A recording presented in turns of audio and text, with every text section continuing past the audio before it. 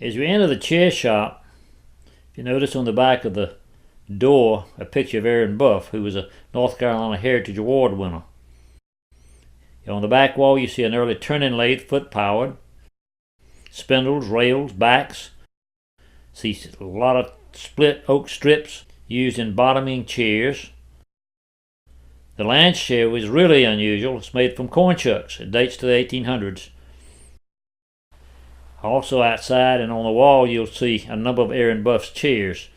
These chairs were made totally from scratch, from the tree he would cut all the way to the finished product of the back and the entire chair. An interesting story is one day my wife wanted one of his beautiful high chairs made for my son. And forgetting I had two sons, I came back after probably a month or so. He called me and said the chairs were ready. And my wife said, "But you've got two chairs, Aaron." And he turned around and said, "You've got two sons, ain't you?" So we bought both chairs.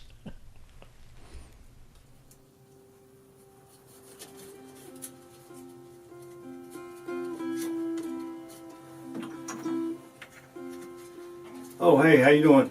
I'm Robert, and I'm at Hart Square Farm in this chair shop, and I do recaning and I do rush. And the caning comes from Indonesia. It's a rattan palm.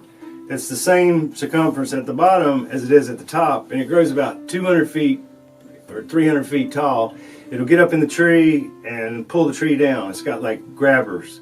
It's a creeper vine. So what they do is they slice it down. Once they cut it off the tree, they slice it to different sizes. This is the medium size. Average chair that you're going to do is usually a narrow medium, which is 2 millimeters or 2.5 millimeters wide. And they have them in the Egyptian pyramids. They've actually found this exact weave made with the same stuff. But it was real popular in England and in the 1800s because there's no air conditioning, and so it's pretty durable and it's cool. So if you're going to do a recaning chair, first thing you do is you make sure it's sturdy, because the cane puts a lot of stress on your chair. So the best thing to do before you cane it is re-glue any joints or anything, and then also you want to make sure that the bottom, where it's between the weave, sometime on a real old chair it'll be grooved right here just from age. So you want to fix that. But luckily it's pretty easy to fix it, and then the cane's going to be on top of your repair, so it's not a big deal. But you do want your chair to be sturdy. And so this is called a 7-step weave. There's 7 different steps to complete the weave. The first step is you just take, you figure out the middle of the middle hole on the front and on the back, and then you weave straight front to back all the way across. That's your first weave, and there's really no weaving. It's just running it through the holes. Okay, your second weave is you're going to be going side to side on top of your first weave. That's your second weave. Your third weave is you're going to go again front to back and sandwich this horizontal one you just did. You sandwich it. So your fourth weave is when you're doing your second horizontal. That's when you start going under, over, under, over. So you don't even do any weaving until the fourth weave. So your fourth weave will finish looking like this. You've got 2 going front to back and 2 going side to side. That's your fourth weave. Your fifth weave is what we call our diagonals. And the diagonals, one diagonal going this way is your fifth. Your diagonal going this way is your sixth. And your seventh weave is you just sort of sew in a binder cane.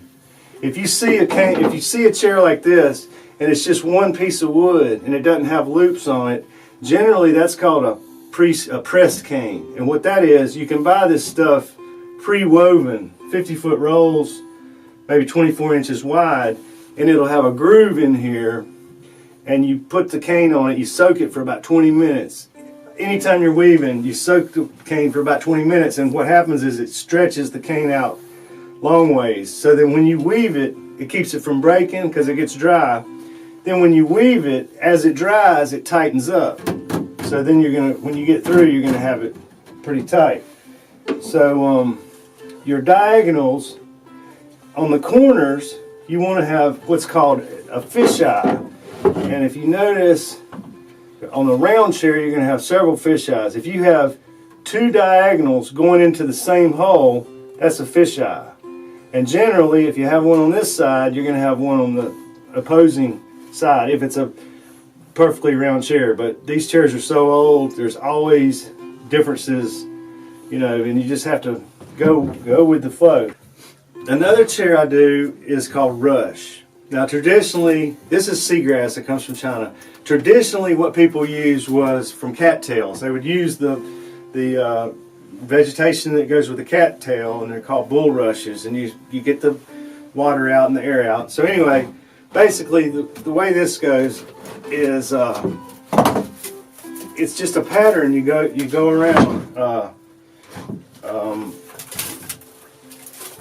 Okay, so I've got this piece right here. I come up to the front like that, go up to behind it, and you do a 45-degree turn right there.